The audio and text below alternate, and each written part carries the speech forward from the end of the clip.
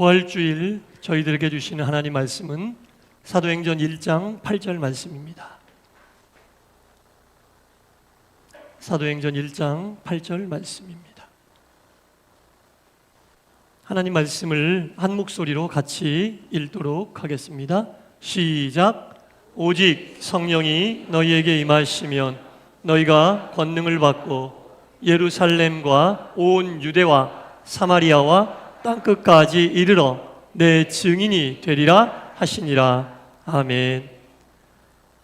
영광의 부활주일 2부 예배에 참여하신 여러분 모두에게 하나님의 크신 은혜와 평강이 충만히 임하시기를 간절히 축원합니다.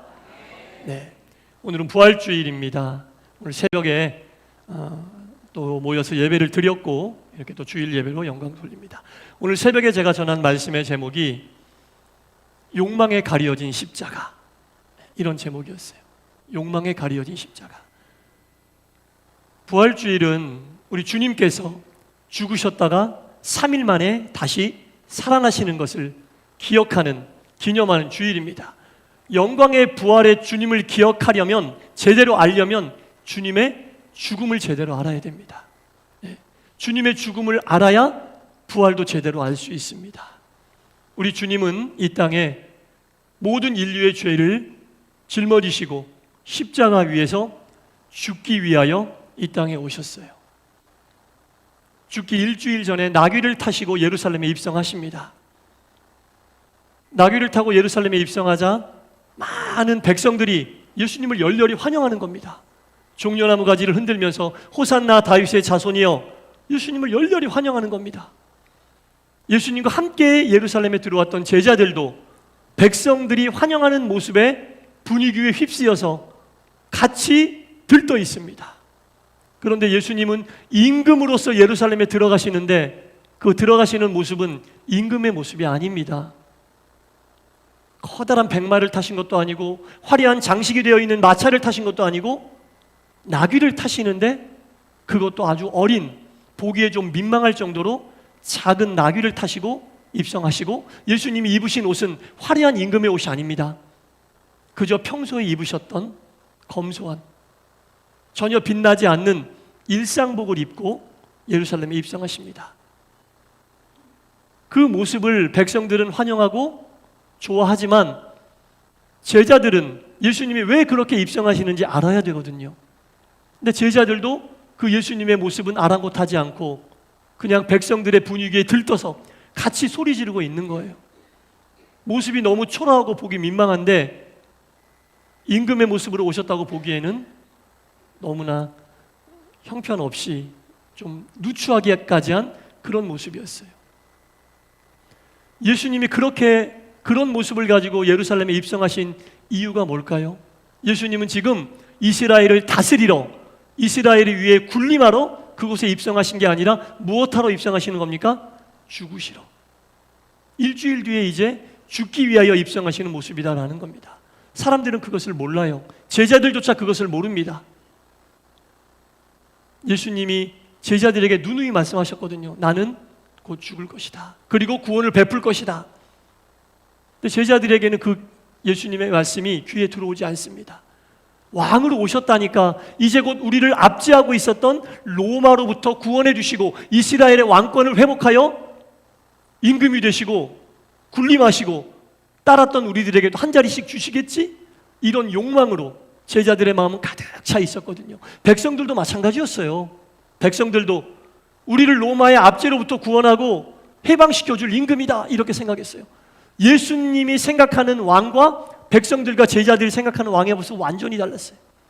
제자들과 백성들은 군림하는 왕, 다스리는 왕, 힘이 있는 왕, 구원해줄 왕, 로마의 압제로부터 구원해줄 왕인데 예수님은 죄를 짊어질 왕, 자신의 생명을 나눠줄 왕, 겸손한 왕. 예수님이 타신 그 모습은 겸손한 왕의 모습, 생명을 나눠주는 왕의 모습인데 백성들은 정다르게 생각합니다. 그러니까 그런 눈으로 볼 때 일주일 뒤에 십자가 위에서 돌아가시는 예수님은 실패한 왕이었어요. 절망의 왕이 될 수밖에 없었습니다. 예수님은 아무도 알아주지 않는 가운데 십자가 위에서 그렇게 돌아가신 거예요. 여러분, 우리는 이 예수님의 죽음의 의미를 정확히 알아야 됩니다. 겸손한 왕으로 오신 예수님, 자신의 생명을 나누어 주기 위해 이 땅에 오신 예수님의 죽음의 의미를 정확하게 알지 않는 한 십자가 위에 달려 돌아가시는 예수님의 그 죽음을 제대로 이해하지 않고는 오늘 이 부활을 온전한 의미로 이해할 수 없습니다. 여러분, 부활절은 다시 사신 예수님이 생명을 얻었다, 그래서 기쁘다, 이런 의미로만 보낼 그런 절기가 아닙니다. 왜 예수님이 죽으셨다가 왜 예수님이 다시 살아나셨을까? 죽음에 대한 의미를 정확하게 알 때만이 우리가 부활의 의미를 제대로 알 수 있어요. 그렇지 않으면 부활절은 그냥 우리가 1년에 한 번씩 구경하는 절기가 되는 거예요. 예수님이 다시 살아나셨다, 이것을 구경하는 절기가 될 수밖에 없다라는 겁니다. 제자들이 이 의미를 예수님 돌아가실 때까지는 몰랐어요. 그러나 돌아가시고 부활하신 이후에 제자들이 비로소 예수님이 왜 돌아가셨고 다시 부활하셨는지 깨닫게 됐습니다. 사람이 완전히 바뀌었어요. 한 자리 할 줄 알고 기대하다가 예수님이 십자가에서 돌아가시는 모습을 보고 두렵고 떨고 무섭고 도망갔던 제자들이 예수님 부활하신 이후에 그 참 의미, 돌아가심의 참 의미를 알고 나서 어떻게 바뀌었는지를 알려주는 책이 사도행전이에요. 그래서 사도들의 행한 것을 기록한 책, 사도행전.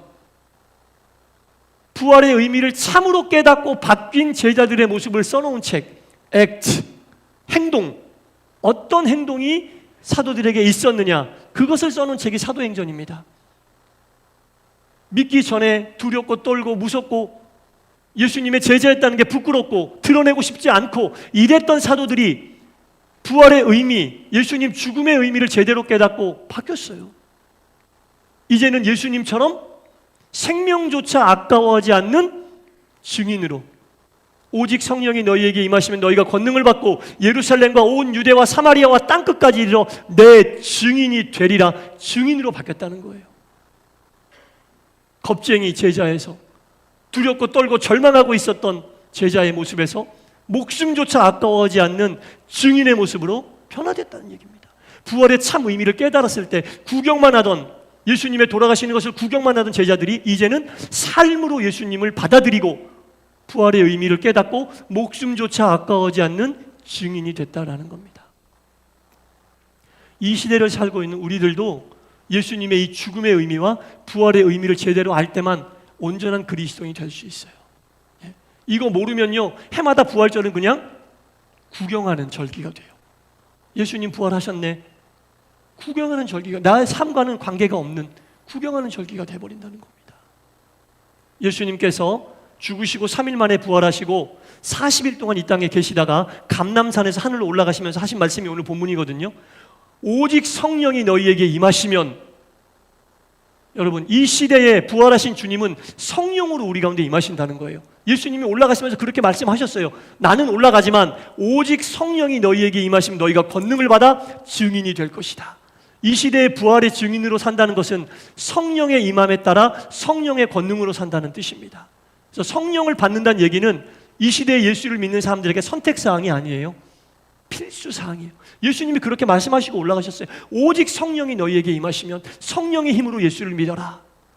그러지 않으면 제자들처럼 두려워하는 삶을 살 수밖에 없고, 무서워하고 절망하고 좌절하고 조그만 힘든 일이 있으면 낙심할 수밖에 없는 그런 삶을 사는 게 우리의 삶이 될 수밖에 없다. 그러나 부활의 주님을 믿는다면, 부활의 주님이 주신 오직 성령이 너희에게 임하시면, 나는 부활하여 하늘로 올라가지만 이제 성령이 내려와 너희와 함께하면 너희가 무엇을 받는다? 권능을 받는다.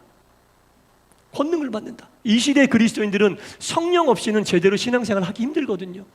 우리를 넘어뜨리려고 하는 좌절, 낙심, 영적인 어려움, 육신의 질병, 물질의 어려움, 관계 속의 어려움, 직장과 사업장과 자녀들을 통한 여러 가지 어려움들이 있을 때에 오직 너희가 성령을 받아 권능이 있어야 그런 어려움들로부터 승리할 수 있다라고 예수님이 하늘로 올라가시면서 우리에게 주신 말씀이에요. 성령 충만하면 어떤 특정한 은사, 그것도 성령 충만이지만 그건 특별한 경우고, 보편적인 성령의 역사는 삶의 어려움과 고통 속에서 우리를 권능으로 세워주시는 것이 성령의 역사하심임을 믿으시기 바랍니다. 이게 부활의 메시지예요, 여러분. 부활하신 주님이 하늘로 올라가시면서 주신 메시지가 이거예요. 성령이 너희에게 임하면 너희가 권능을 받을 것이다. 권능을 받을 것이다. 그 권능이 있어야 우리가 영적으로도 든든히 설 수 있고, 육신의 질병이 있어도 든든히 설 수 있고, 물질의 어려움이 있어도 든든히 설 수 있고, 관계의 어려움이 있어도, 직장과 사업장과 여러 삶 속에 어려움이 있어도 성령의 권능으로 버틸 수 있을 것이다. 고난에서 끄집어내 주실 거가 아니라 고난 속에서도 부활의 은혜를 누리며 살 수 있을 거다. 그런 뜻이에요. 고난 속에서도 그 고난의 문제가 해결되지 않았지만 고난 속에서도 성령의 권능으로 주님의 은혜로 살고 있음을 느끼며 살 수 있을 것이다. 이게 부활의 메시지입니다, 여러분. 이게 부활의 메시지예요. 예수님께서 십자가에 달려 돌아가실 때에 얼마나 고통스러우셨겠어요. 금요일 오전 9시에 십자가에 올라가셔서 오후 3시에 돌아가셨어요. 6시간 동안 십자가 위에 올라가 계셨다는 겁니다.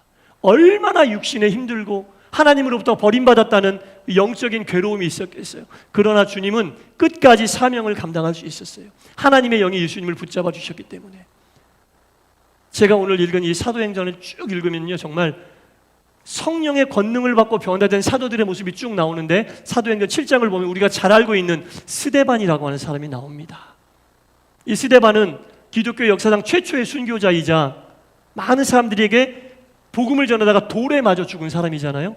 그때 스데반이 어떻게 죽었는지 사도행전 7장 55절에 이렇게 나와 있어요. 스데반이 성령이 충만하여 하늘을 우러러 주목하여 보고 하늘의 영광과 및 예수께서 하나님 우편에 앉아 계신 것을 보았더라.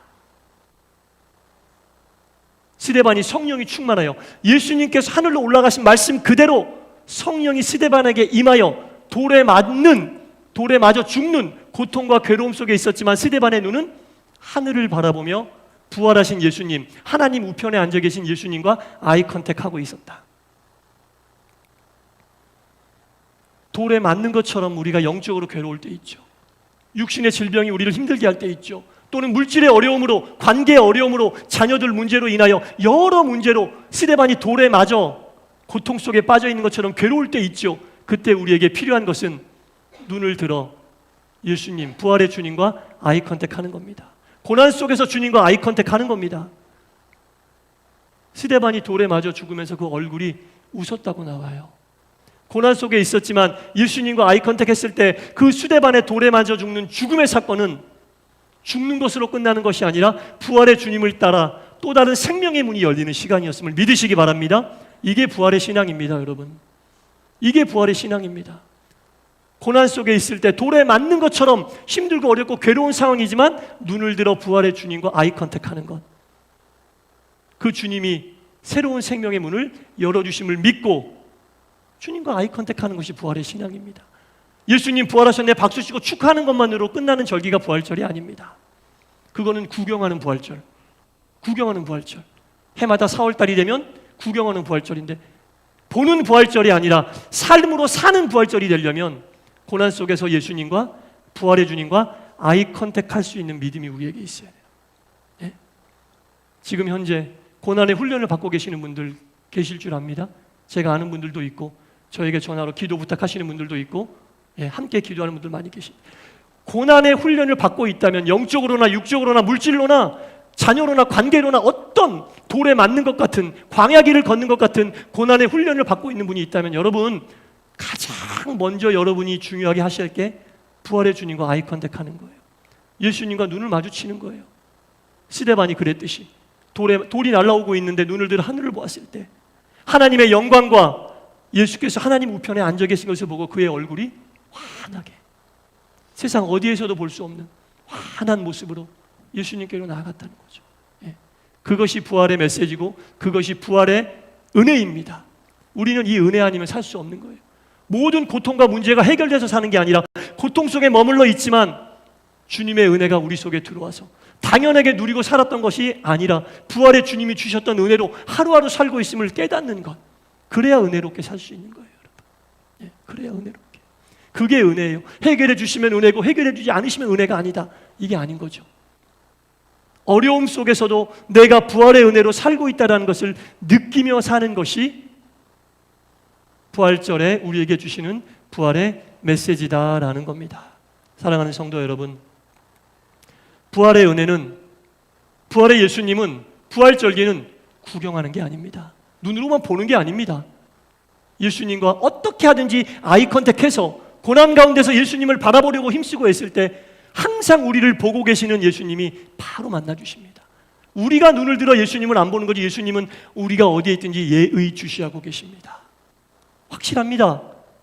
우리가 눈을 들어 안 보기 때문에 예수님과 아이 컨택이 안 되는 거죠. 바라기는 올해 부활절을 맞이하면서 어떠한 고난의 훈련 속에 있든지 예수님 바라보시기에 힘쓰시기 바랍니다. 괴로울 때 주님의 얼굴 보라. 괴로울 때 주님의 얼굴 보라. 돌에 맞는 것 같은 힘든 일이 있을 때 주님의 얼굴 보라. 평화의 주님 안아주시리.